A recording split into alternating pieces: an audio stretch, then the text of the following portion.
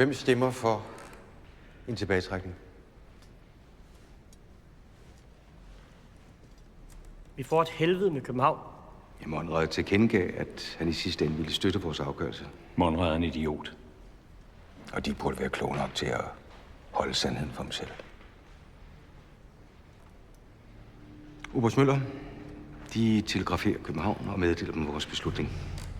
Og sørg for, at hverken Monrad eller Lundby kan give kontroller. Javel. Mine herrer, vi rømmer. Nu. Derfor har overkommandoen besluttet sig for at redde materiel og menneskeliv ud fra en vurdering af, at forsvaret af Dannevirke er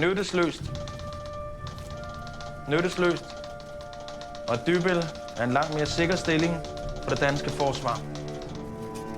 Færdig? Er du færdig? Ja.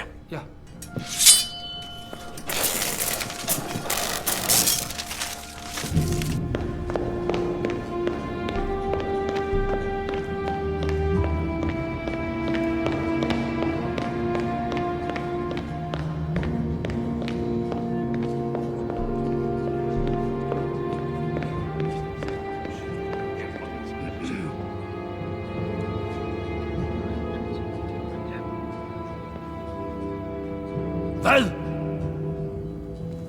Så derfor må vi insistere på, at beslutningen er uacceptabel. Regeringen ønsker, at Dannevirke skal... Undskyld. Hvad er der nu?